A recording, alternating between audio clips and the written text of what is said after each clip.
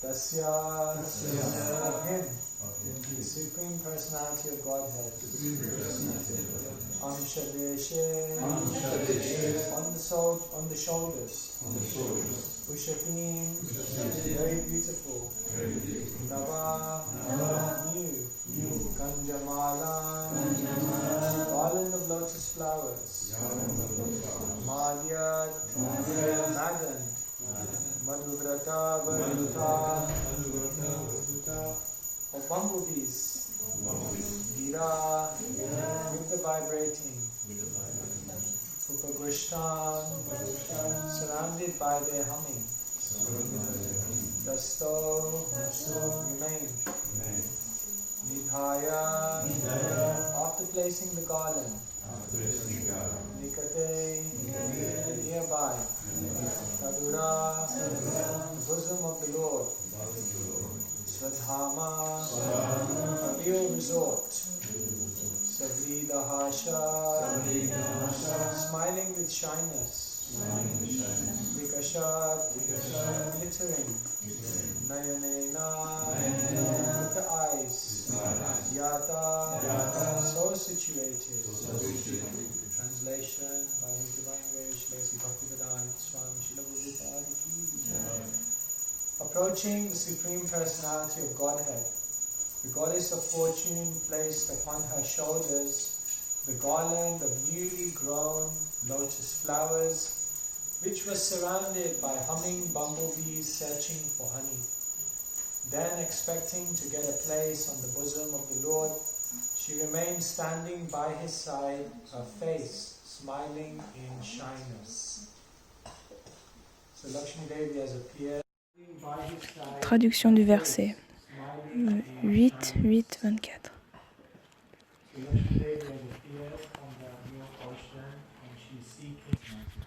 S'approchant de Dieu, la personne suprême, la déesse de la fortune plaça sur ses épaules une guirlande de fleurs de lotus, toutes fraîches, autour de laquelle bourdonnaient des abeilles en quête de miel. Puis, dans l'attente d'obtenir une place sur la poitrine du Seigneur, elle resta debout à ses côtés, le visage éclairé d'un sourire pudique.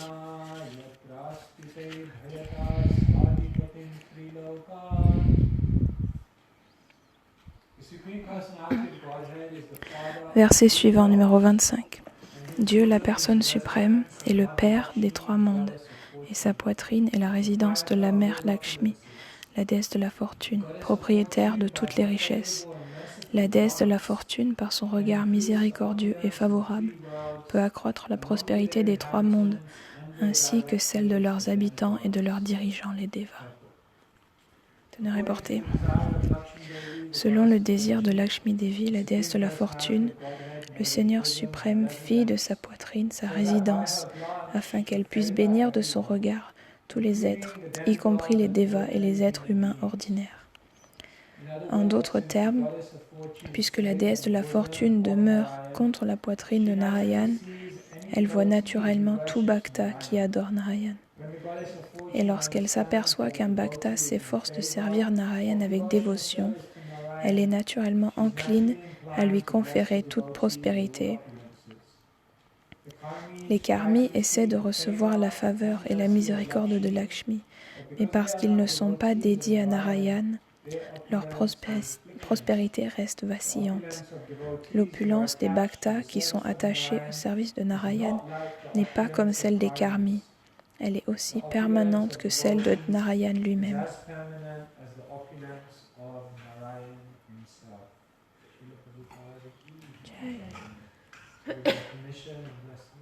Donc avec votre permission et vos bénédictions, je vais essayer de partager quelques pensées sur ces versets. Donc ici dans le Bhagavatam, on lit comment Lakshmi et Narayan viennent ensemble pour former le couple divin.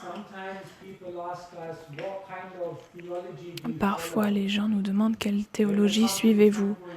Ils viennent au temple et ils voient « Ah tiens, ici il y a 6 formes de Dieu, donc peut-être vous êtes polythéiste. » Des fois, les gens ils pensent qu'on est polythéiste. Est-ce qu'on pense qu'il y a plusieurs dieux? Non, on n'est pas polythéiste. On ne croit pas qu'il y a de nombreux dieux qui sont sur le même niveau. Alors est-ce qu'on est monothéiste? On croit en un seul Dieu?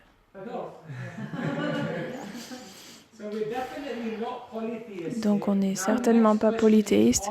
La deuxième question c'est est-ce qu'on est monothéiste? Mais mono ça veut dire un. Et ici on en a 6 sur l'autel. Et on se dit et on sait qu'ils sont tous dieux. Alors strictement parlant, on n'a pas l'impression d'être monothéiste non plus. Donc qu'est-ce qu'on est? On est polythéiste, monothéiste? Donc un de nos dévots, Guruda Prabhu, disciple de Srila Prabhupada, il a cherché comment est-ce qu'on se définirait. Donc le terme qu'il a trouvé, qu'on pourrait utiliser, on est des monothéistes polymorphiques.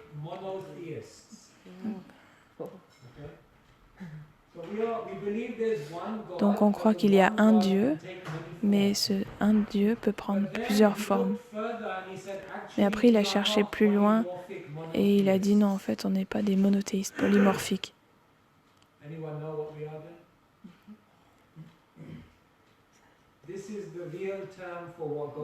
Donc le vrai terme pour la philosophie Gaudiya.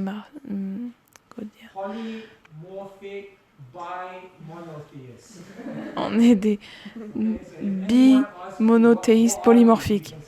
Donc si quelqu'un nous demande ce qu'on est, on peut dire qu'on est un bi-mono-polymorphique.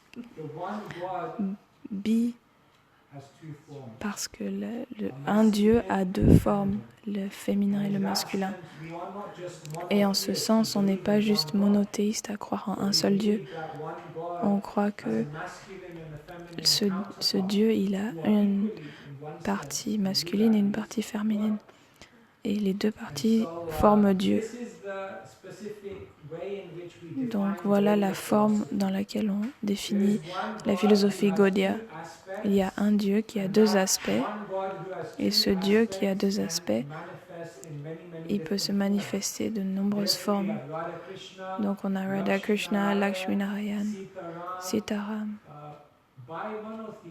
Donc bimonothéisme.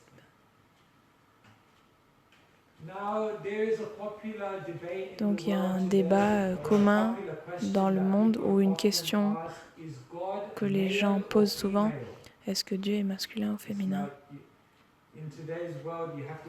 Donc dans le monde d'aujourd'hui, il faut faire très attention à ce qu'on dit parce que les gens sont très sensibles sur ce point-là. Donc est-ce que Dieu est mâle ou femelle? Masculin ou féminin? Il y a 4 options.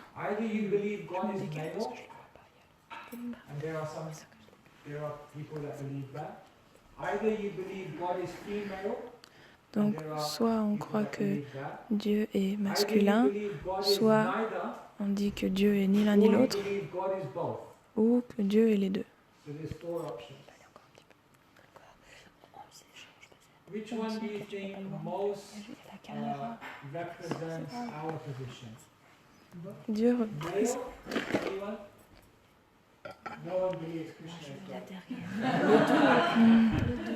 So no one saying male. Female? Non. When you go Vrindavan, Radhe. Quand on va à Vrindavan, les gens ils font Radhe Radhe. Who says neither? Bon, est-ce que Dieu est ni l'un ni l'autre? Personne, donc tout le monde dit les 2 alors. Dieu est les 2. Donc on peut le regarder de 2 façons quand quelqu'un pose cette question. Et on pourrait dire que Dieu est ni l'un ni l'autre et on pourrait aussi dire que Dieu est les 2. Dieu est ni l'un ni l'autre parce que quand les gens pensent à mâle et femelle, ils ont une conception très matérielle de ces termes. Quand les gens y pensent mâle et femelle dans le monde, ils pensent à un corps mâle et un corps femelle. Et donc il y a des chauvinistes mâles et il y a des féministes aussi. Et qu'on soit un chauviniste mâle ou qu'on soit féministe, les deux sont dans la conception matérielle de la vie parce que les deux sont basés sur une couverture temporaire qui recouvre l'âme. Est-ce que l'âme est mâle ou femelle? Female. L'âme, elle est...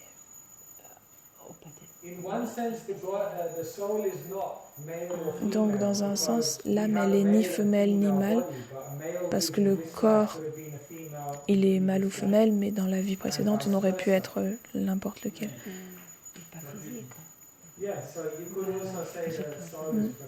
On peut dire l'âme est femelle parce que c'est prakriti, mais on ne va pas aller dans cette discussion tout de suite.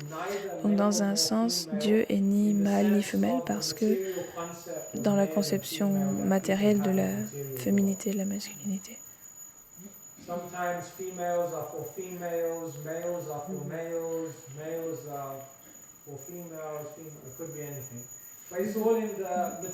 Et toutes ces conceptions sont dans la conception matérielle de la vie. Ultimement, on n'est pas mâle ou femelle, on est des êtres spirituels. Donc si on est des êtres spirituels, Dieu est aussi un être spirituel. Et donc Dieu n'est pas mâle ou femelle non plus. Donc, si nous, on n'est ni mâle ni femelle, comment est-ce que Dieu peut être mâle ou femelle? Donc Dieu est ni l'un ni l'autre, ni mâle ni femelle. Mais l'autre aspect, c'est que Dieu est mâle et femelle. Et peut-être, au lieu de dire mâle et femelle, il faudrait plutôt dire que Dieu a un principe féminin et un principe masculin, les deux. Donc juste comme le soleil et les rayons du soleil ne peuvent être séparés, il n'y a pas de question d'avoir un soleil sans rayons du soleil et il ne peut pas y avoir non plus de rayons de soleil sans soleil. Donc dans un sens, ils sont inséparables. Donc Radha et Krishna sont inséparables. Même le Chaitanya Charitamrita, le 5e verset de Krishnadas Kaviraj Goswami, il dit que Radha et Krishna sont éternellement un, mais ils se sont séparés pour avoir des divertissements. Donc Radha et Krishna sont inséparables, juste comme le soleil et les rayons du soleil ne peuvent être séparés. Mais Radharani, c'est la représentation de toute l'énergie. Et Krishna est l'énergétique. Donc en sanskrit, Krishna est le Shaktimam et Radharani est la Shakti. Donc dans ce sens-là, Radharani, l'existence de Krishna, de Radharani dépend de l'existence de Krishna. Donc, comme quand il y a le soleil, il y a automatiquement des rayons de soleil.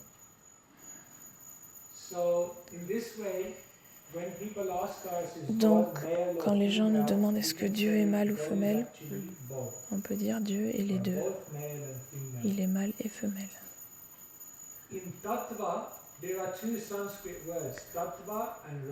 Il y a deux mots sanskrits. Tattva, c'est l'identité ontologique, l'existence de quelque chose. Et rasa, ça veut dire la relation ou la douceur.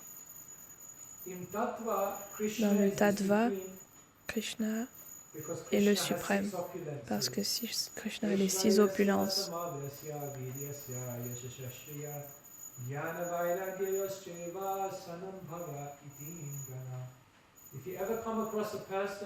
Si on trouve une personne qui a toute la force, toute la connaissance, toute la beauté, tout le renoncement et toute la beauté, on peut comprendre que cette personne est la personne suprême. C'est Krishna, c'est Bhagavan. Donc en Tattva, Krishna est suprême. Mais Rasa, c'est Radharani qui est suprême. Donc on pourrait aussi dire que Dieu est féminin, parce que Radharani, elle dépasse Krishna. Krishna, il est connu comme Madan Mohan, celui qui peut enchanter même Cupidon. Mais Radharani, c'est Madana Mohan Mohini, celle qui enchante celui qui enchante Cupidon.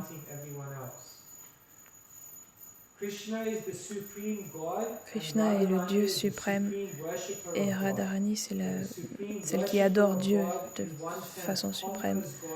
Donc, dans un sens, celle qui adore Dieu, elle conquiert Dieu par son amour. Donc, dans un sens, elle est supérieure à Dieu. Comme Srila Prabhupada dit dans cette teneur et portée, quand Lakshmi Devi, ou la partie féminine de Dieu, offre son regard à un dévot, avec cette miséricorde de Radharani ou de Lakshmi, on a les faveurs de Krishna. Donc est-ce que Dieu est masculin, féminin, les deux ou ni l'un ni l'autre? En fait, on pourrait dire tous les quatre.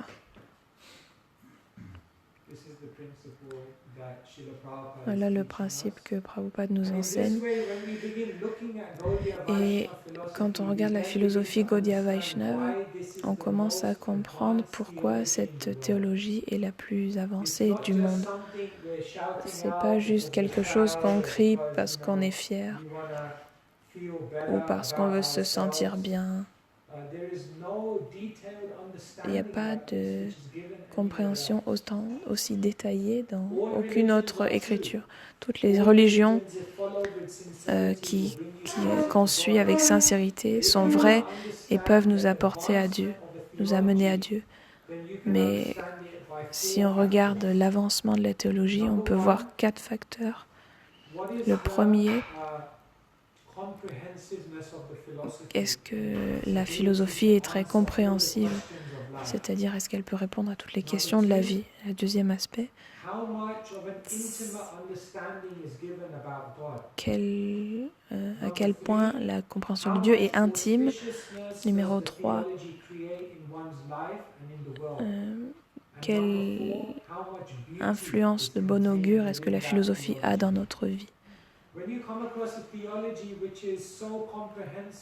Quand on a une philosophie qui est tellement compréhensive qu'elle peut tout expliquer de tous les angles, une théologie qui décrit Dieu dans son aspect le plus intime, une théologie qui crée beaucoup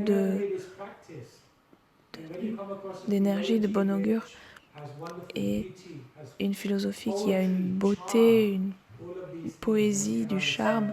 Si cette théologie elle a toutes ces choses, on peut comprendre que cette théologie est la plus avancée du monde, de la création même. Et donc le Bhagavatam, c'est une création différente. Ça, c'est expliqué dans le Bhagavatam lui-même.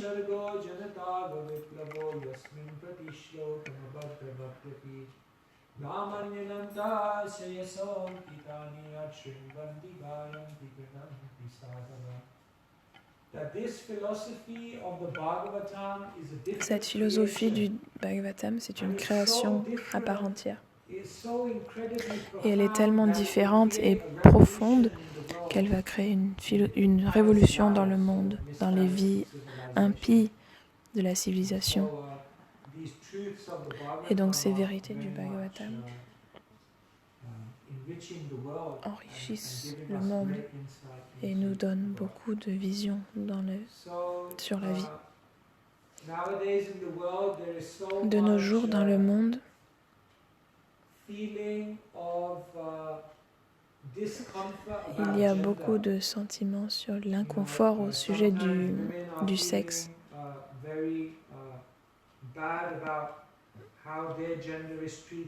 Des fois, on se sent très mal, comment les gens sont traités selon leur sexe. Les hommes, des fois, n'aiment pas les dynamiques des femmes, et le contraire. Des fois, les gens sont tellement absorbés dans la conception matérielle de la vie. Mais le Srimad Bhagavatam, il nous donne un aperçu de la vérité spirituelle éternelle. Il nous montre comment l'aspect féminin et masculin peuvent se combiner parfaitement. Et de cette façon, il peut montrer une harmonie parfaite dans la vie entre le féminin et le masculin. Et ça commence avec Lakshmi et Narayan. Donc c'est un point intéressant puisqu'on parle de Lakshmi et Narayan qui se rejoignent. Donc avant de continuer de parler d'autre chose, est-ce que quelqu'un a des questions sur ce sujet? Est-ce que le Dieu est masculin, féminin? Quelle relation ils ont entre eux? Est-ce que vous avez des commentaires sur ça ou des questions? Est-ce que vous pouvez juste répéter pourquoi la conscience de Krishna est la philosophie la plus avancée? Les 4 facteurs. Donc quand on veut savoir ce que c'est la théologie la plus avancée du monde, il faut avoir des points de référence. Sinon il y a quelqu'un qui va dire non, ma religion est mieux, donc c'est quoi la référence? La première référence, c'est le détail. Quelle quantité de détails est donnée dans cette théologie au sujet de l'univers, de nous, de Dieu, donner des réponses à toutes les questions de la vie. La théologie la plus avancée doit avoir le plus de détails. Donc c'est ça le premier point. Le deuxième point, c'est l'intimité. Théologie, ça veut dire la vérité sur Dieu. Donc la théologie la plus avancée nous donnera le plus de détails sur la vie de Dieu, la vie interne de Dieu. À quoi Dieu ressemble, qu'est-ce qu'il fait, comment il s'appelle, qu'est-ce qu'il fait pendant la journée, qu'est-ce qu'il aime, qu'est-ce qui le conquiert, qu'est-ce qui se passe dans son cœur, qu'est-ce qui se passe dans son mental. La troisième chose, c'est la bonne augure. Une théologie doit nous connecter avec Dieu.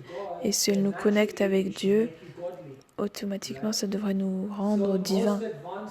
Donc la théologie la plus développée nous connecte à Dieu de la façon la plus profonde. Et si on est connecté à Dieu d'une façon profonde, alors on devrait devenir profondément divin. Et donc la théologie la plus avancée devrait apporter du bénéfice au monde parce que ça crée des personnes divines. Et la quatrième chose, c'est le charme, la poésie, la composition. Avec du charme, la théologie la plus avancée du monde est la plus magnifique dans son langage, ses descriptions, sa compréhension de la réalité. Donc quand on regarde la théologie védique et après on la mesure selon ces 4 critères, on peut voir clairement que cette théologie est la plus avancée du monde. C'est pas pour dire qu'il n'y a pas de valeur dans les autres théologies, dans les autres religions. Bien sûr qu'il y en a. Mais il y a aussi une progression des idées et une progression de révélation de la vérité absolue. Un autre aspect de la théologie, c'est une question. C'est l'aspect de miséricorde. Quand on vient dans le mouvement de Chaitanya Mahaprabhu, la miséricorde, c'est là. On peut voir comment Chaitanya Mahaprabhu distribue cette miséricorde, le Bhagavad Gita, le Prashadam, le Kirtan, la distribution de livres, de connaissances. Et on voit à quel point cette théologie rend accessible tous ces aspects. C'est un point magnifique. Donc la théologie la plus avancée dans le monde est disponible pour tout le monde. Il n'y a pas de restriction, il n'y a pas de barrière. Et en ce sens, ce que Chaitanya Mahaprabhu nous donne et nous rend accessible, c'est encore un autre aspect. Et tout le système védique est très très développé parce que les enseignements védiques sont une spiritualité à niveau multiple. Les autres théologies disent vous devez être là Et si vous n'arrivez pas à ce point-là, But what the ben Vedic vous allez en theology enfer. does is it gives Mais la different ways théologie in which you védique, can elle donne enter into the spiritual différentes progression. façons So therefore, Krishna d'apporter says dans in la Gita, this is the best. But entrer if dans you la can't do progression this, then do this. And if you can't do spirituelle. this, then do this. And if you can't do this, then do this. Il dit In voilà, other si words, vous ne it pouvez gives pas faire ça, vous faites ça. Si vous ne pouvez pas faire ça, vous faites ça. everyone the opportunity to begin Donc elle donne their à tout le monde spiritual journey. l'opportunité de So commencer son voyage accessibility, spirituel. yes, this is very Donc wonderful. The c'est un point accessibility of merveilleux parce que cette théologie est très also très makes it accessible. extremely advanced. Ça la rend aussi, cette théologie, très développée en fait.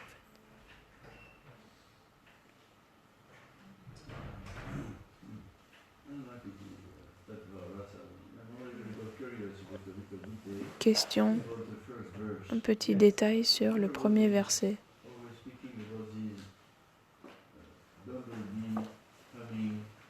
Pourquoi est-ce qu'il parle toujours des abeilles qui bourdonnent autour de Krishna?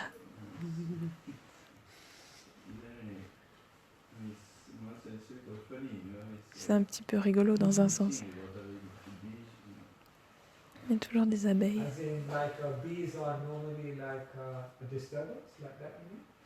Yeah, it doesn't make such a big melodious scene. You know, the humming of the bees.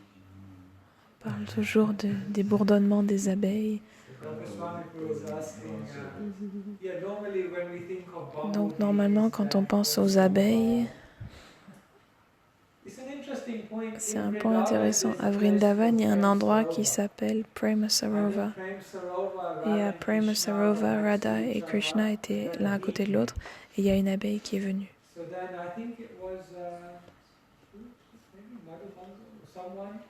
Et du coup, il y avait quelqu'un, c'était peut-être Madhu Mangal, peut-être. Et il a commencé à faire partir le bourdon parce qu'il pensait que il perturbait. Et les abeilles sont aussi connues sous le nom de Madhu. Donc quand Madhu Mangal est venu, il a dit « Oh, Madhu est parti, Madhu est parti ». Mais Madhu est aussi un nom de Krishna. Donc quand Radharani a entendu Madhu est parti, elle a commencé à pleurer, pensant que Krishna était parti. Et quand elle a commencé à pleurer,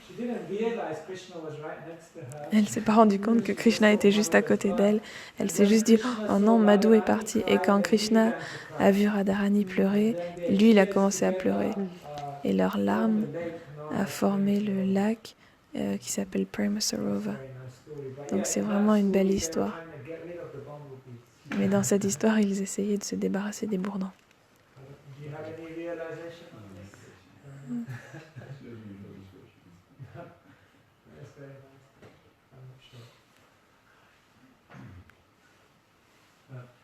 Yes.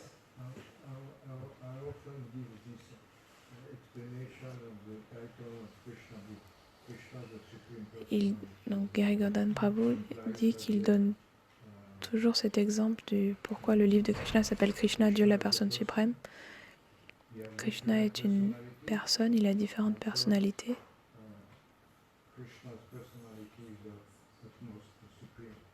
Mais la personnalité de Krishna est la personnalité suprême.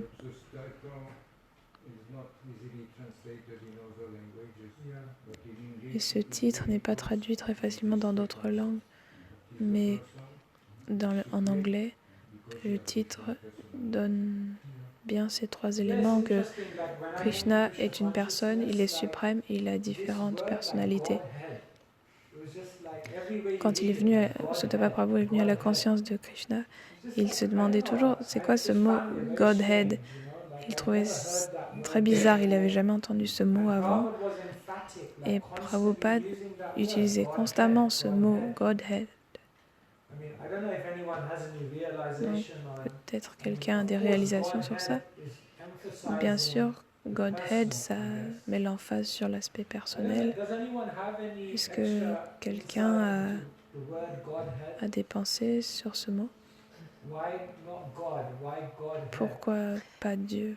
Pourquoi Godhead au lieu de Dieu?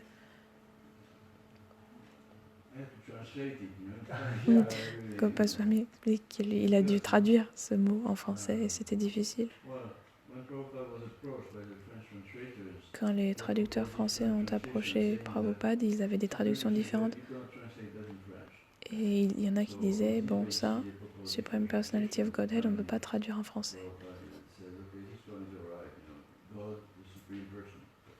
Donc, du coup, Prabhupada, il a dit, en français, on peut dire oui, Dieu, la personne suprême, mais ça ne donne pas le mot Godhead.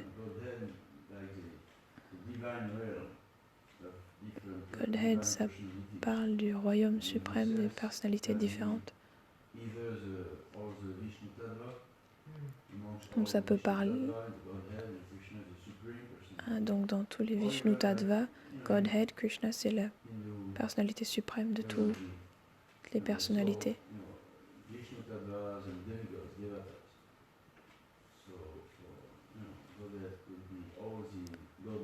Donc Godhead, ça pourrait être toutes les personnalités de Dieu, du monde transcendantal et de toutes ces divinités, toutes ces personnalités, Krishna est le suprême. C'est bizarre, même les gens anglais ou indiens, ils ne comprennent pas ce mot non plus. Donc on n'avait jamais entendu ce mot avant.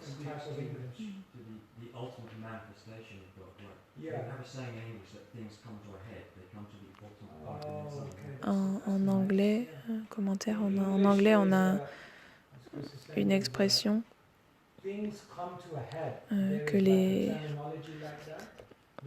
choses viennent à un pic. Ça veut dire que les choses arrivent à un pic, à une conclusion suprême. Autre commentaire. Krishna est une personne et il n'y a personne au même niveau que lui. Il est à la tête de tout. Il est à la tête de toutes les formes de Dieu, de toutes les manifestations de Dieu. Maybe he synthesized this term Godhead because specifically for normal time nowadays for most of people. La plupart des gens de nos jours, dans la culture hindoue, tout le monde pense qu'il y a beaucoup de dieux. Donc pour faire la distinction entre le mot Dieu qui a l'air d'être pluriel dans la culture hindoue, c'est pour faire la distinction que Godhead, ça veut dire le suprême. Parce que des fois on parle des demi-dieux, on dit Dieu avec un D minuscule, pour faire la différence entre les dieux et le Dieu suprême.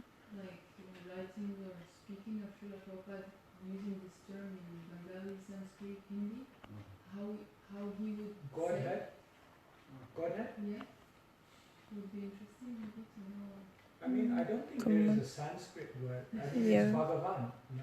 Il n'y a pas forcément de mot sanskrit pour dire Godhead. Le mot c'est Bhagavan. I think it's just the English translation. C'est juste la traduction anglaise de Bhagavan. Et en hindi ou en bengali, peut-être il y a un autre mot. Dans le Bhagavad Gita, quand Arjuna dit Param Dhamma, Param Brahma.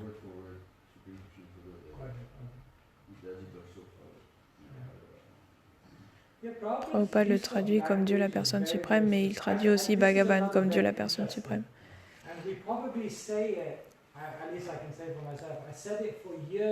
Donc pendant des années, Sutapa Prabhu il a dit sans y penser, mais quand on y pense, en fait c'est un petit peu bizarre, mais c'est très délibéré comme décision. Prabhupada, encore et encore dans ses écrits, il parle de l'amour de Dieu. Si on y pense, c'est une déclaration très bizarre. On dit l'amour de Dieu. En anglais, on dirait l'amour pour Dieu.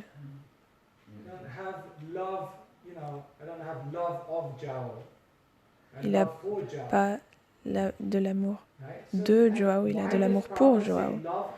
Alors pourquoi est-ce que Prabhupada dit l'amour de Dieu et pas l'amour pour Dieu?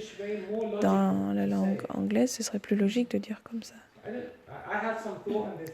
Donc, il a des pensées sur ça. Donc, une idée, pourquoi l'amour de Dieu. Quand on aime quelqu'un sans condition, c'est l'amour de Dieu qui vient à travers nous. Donc, notre amour, c'est une manifestation de l'amour de Dieu. Autre suggestion, parce que Dieu est le propriétaire de tout, et c'est dit dans le Chaitanya Charitamrita, on a déjà ce prem dans notre cœur, et donc le prem qu'on a dans notre cœur appartient à Dieu.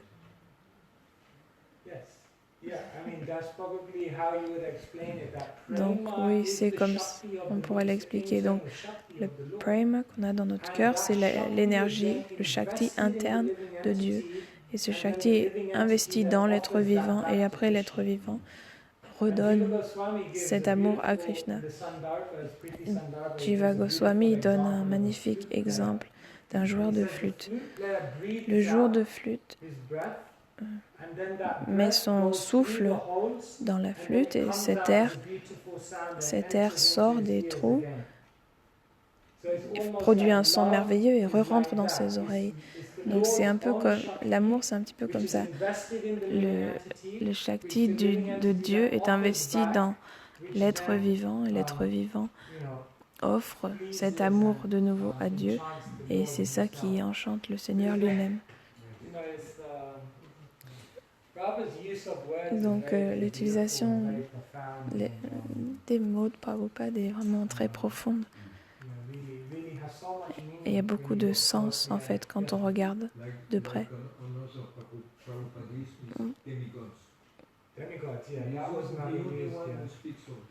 Un autre commentaire, il n'y a que Prabhupada qui utilise le mot demi-dieu. Tous les autres livres, toutes les autres traductions disent Dieu.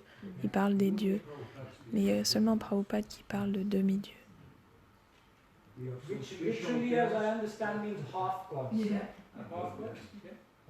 Littéralement, demi-dieu, ça veut dire moitié, à moitié Dieu.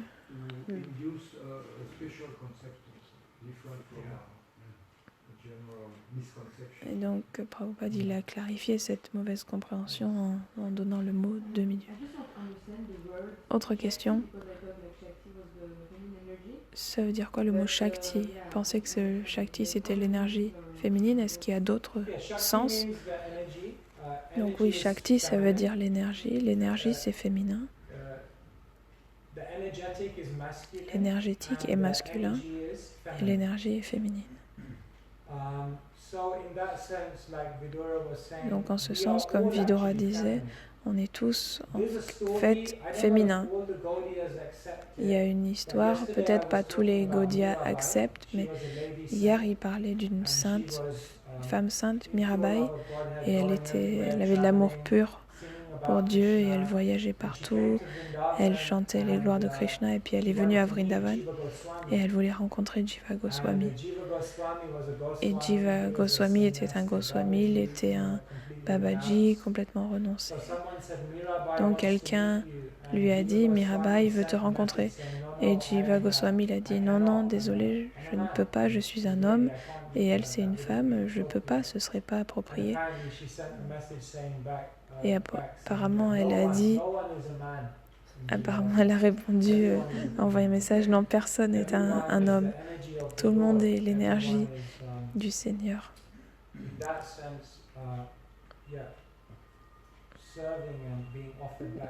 Tout le monde sert et se redonne à Dieu. Donc Shakti, c'est l'énergie du Seigneur qui prend beaucoup de formes et ça c'est féminin. Donc c'est pour ça qu'on dit simultanément un est différent. Le Shakti est non différente du Seigneur, mais le Shakti peut aussi prendre le dessus sur le Seigneur parce que le Shakti peut conquérir le Shaktiman avec son amour.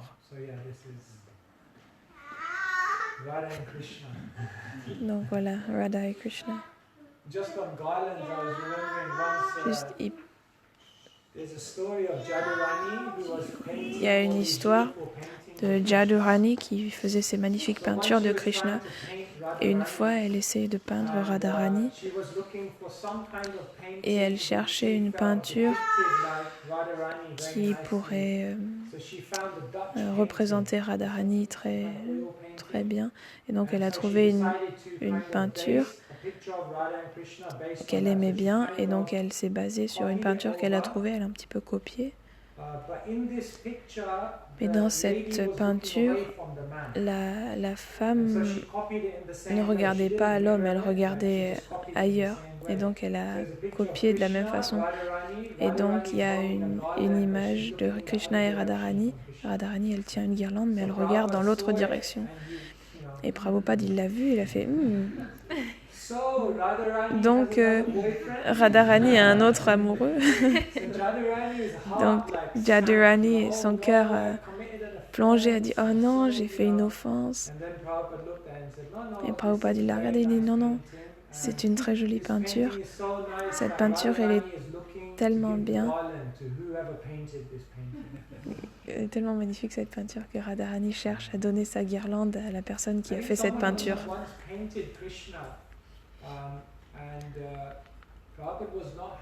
À quelqu'un qui a fait une peinture de Krishna un jour et Prabhupada n'était pas content parce qu'il a dit où sont les vaches, où sont les cerfs, où est Radharani? Il n'y a personne, Krishna n'est jamais seul. Comment est-ce qu'on peut peindre une peinture où Krishna est seul? Il doit toujours y avoir quelqu'un, soit les pans, les vaches, les dévots. Krishna n'est jamais seul. Donc Shakti et Shaktimam sont inséparables. Krishna est toujours là avec ses dévots.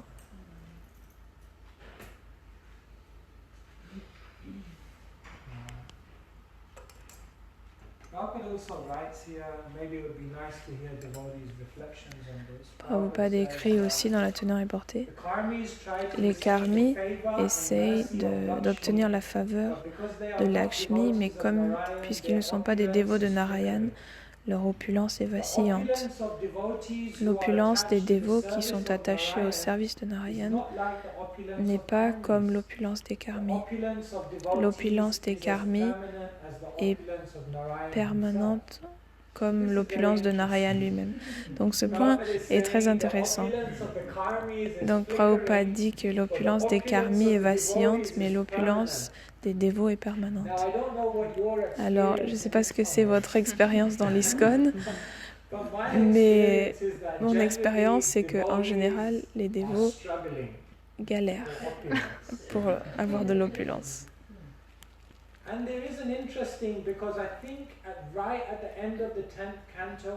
Juste à la fin du 10e chant, il y a cette question: pourquoi est-ce que les dévots de Seigneur Shiva ont beaucoup d'opulence, mais les dévots de Vishnu n'ont pas d'opulence? Et là, on trouve ce verset.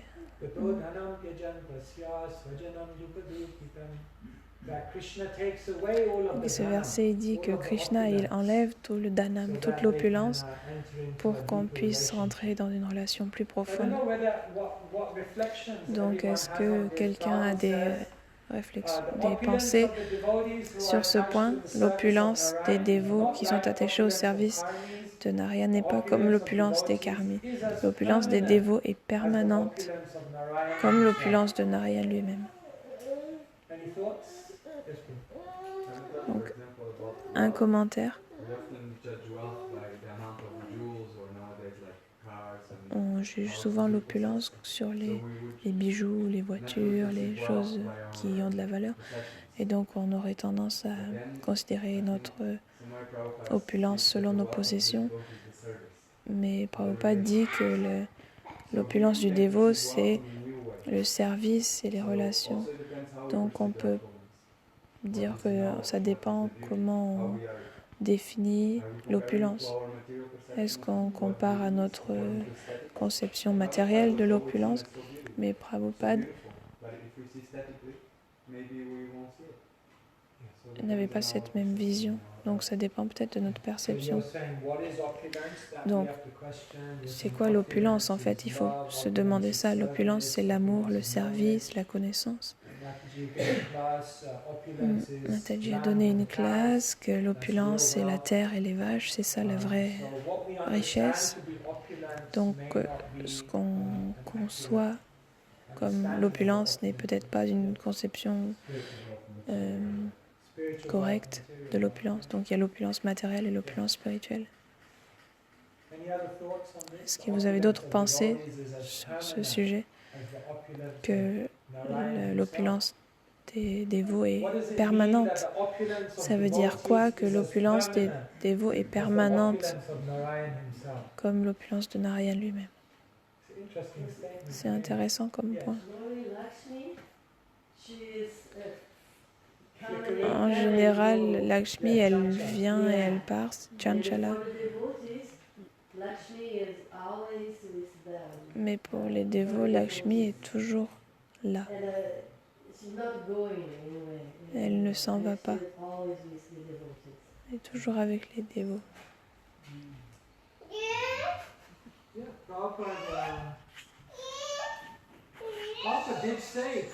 C'est vrai, Prabhupada disait, oui, Krishna peut tout vous donner, juste comme ça, mais on ne sait pas comment s'en servir. Donc l'opulence des dévots est toujours là parce que le dévot est toujours connecté à Lakshmi et Narayan. C'est toujours là, mais est-ce que Krishna nous donne accès ou pas à cette opulence? Ça dépend de ce qui est bon pour le dévot. Donc quand les dévots ont des difficultés ou qu'ils manquent de quelque chose, ce n'est pas que Krishna les néglige ou que l'opulence n'est pas là, mais c'est juste que Krishna a bloqué le compte bancaire pour quelque temps. Il ne donne pas l'accès, peut-être parce que c'est pas pour le mieux.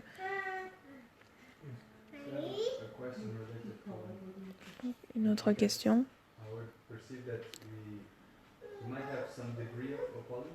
On a peut-être un certain degré d'opulence.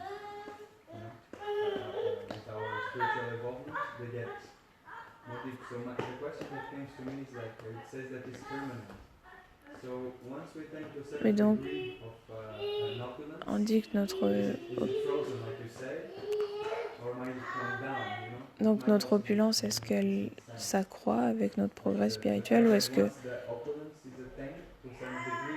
que ça monte et ça descend? Est-ce qu'une fois qu'on a cette opulence, on la garde alors que matériellement on peut la perdre? Le dévot, peut-être, il peut avoir cette opulence, mais après il ne peut plus progresser spirituellement. Donc, la réponse, c'est que les opulences du dévot ne sont pas externes. L'opulence de l'amour qu'on a pour Krishna, l'amour qu'on a éveillé, qui est toujours là, oui, il est toujours là, il ne décroît pas.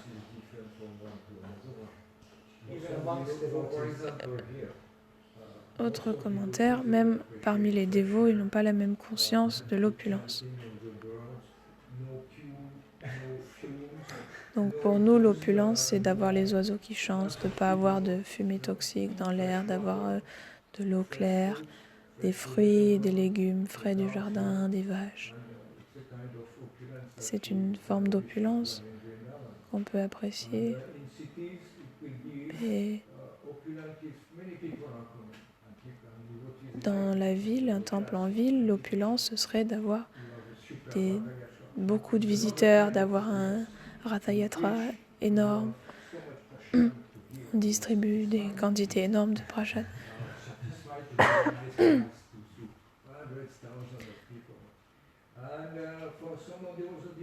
Et donc, pour d'autres dévots, l'opulence, ce serait d'avoir des bijoux merveilleux pour offrir aux murtis, des vêtements magnifiques. Donc, la conception de l'opulence est différente parce que leur priorité dans leur service est différente. Mais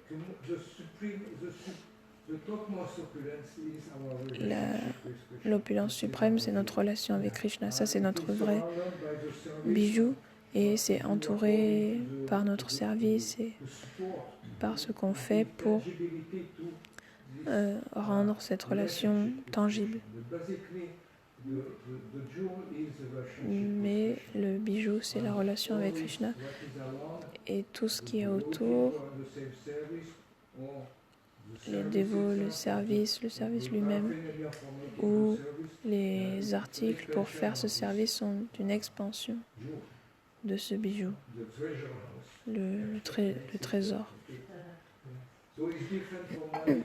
Donc c'est différent d'un dévot à l'autre.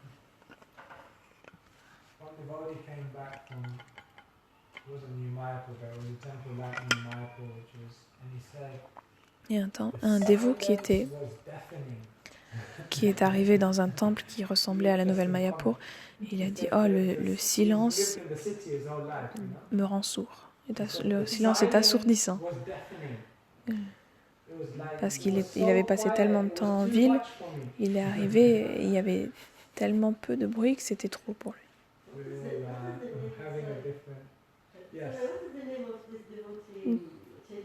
Question, c'est quoi le nom du dévot de Chaitanya Mahaprabhu qui était très pauvre?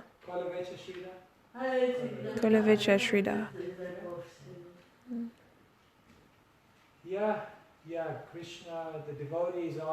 Les dévots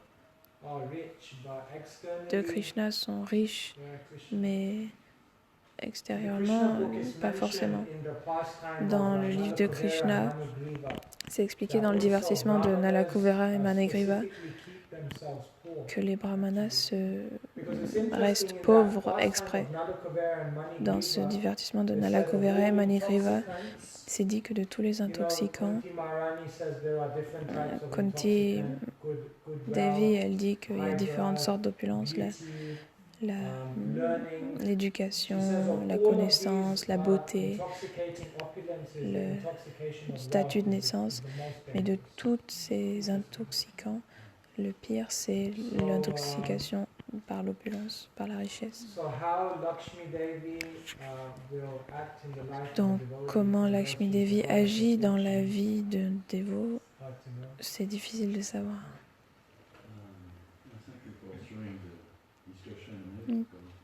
Commentaire. Merci de partager la discussion avec les dévots dans le temple, c'est très agréable.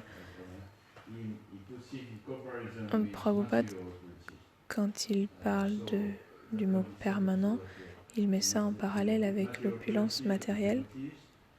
Donc, l'opulence matérielle de base des dévots ne sont pas sous les lois du karma. Les opulences matérielles sont sous les lois du karma, donc ça vient et ça part. Donc tôt ou tard, ça va partir, on ne sait pas quand. Mais les opulences qu'ont les dévots sont données par Krishna et c'est la miséricorde de Krishna. Donc c'est différent. Les dévots, ils n'ont pas besoin de se dire « Oh, qu'est-ce qui va se passer demain ?» C'est parce que c'est pas selon la destinée du karma, c'est Krishna.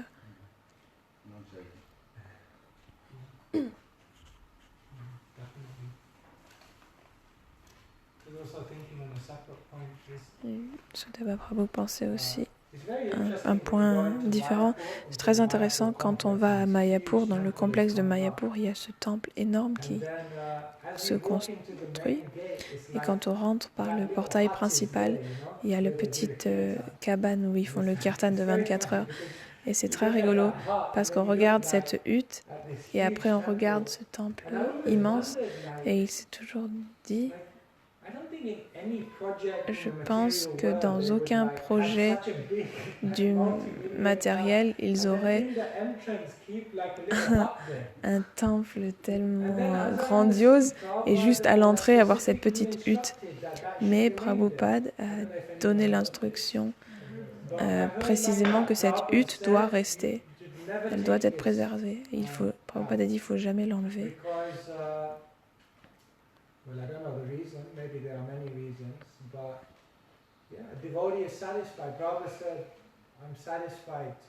Prabhupada disait, moi je suis satisfait de vivre dans une petite hutte en terre, mais pour tout le monde, je suis obligé de construire ces temple grandiose.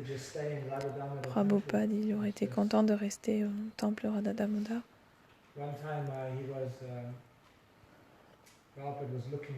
Une fois, Prabhupada regardait le nectar de l'instruction, et dans le nectar de l'instruction, il y a une image de Radha Damodar. Et il était en Amérique quelque part, et il regardait à ce livre, et là, il s'est arrêté sur cette photo du temple de Radha Damodar. Et il y avait Hari Sori Prabhu, et qui voyait Prabhupada, qui regardait. Et il a demandé à Prabhupada quelque chose comme « Qu'est-ce que tu regardes ?» Et Prabhupada a dit « Oh, je regarde Radha Damodar. Je me souviens du temple de Radha Damodar. » Et Prabhupada a dit « C'était trop extatique. » C'était juste trop extatique. Il était tellement heureux, c'est ça la vraie opulence. Cette vie simple et magnifique, cette connexion avec Krishna.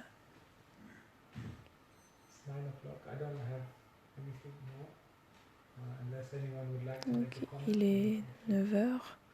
S'il n'y a pas d'autres commentaires, on va s'arrêter là. Allez Krishna, merci. Grantara Srimad Bhagavatam ki, Jila Prabhupada ki.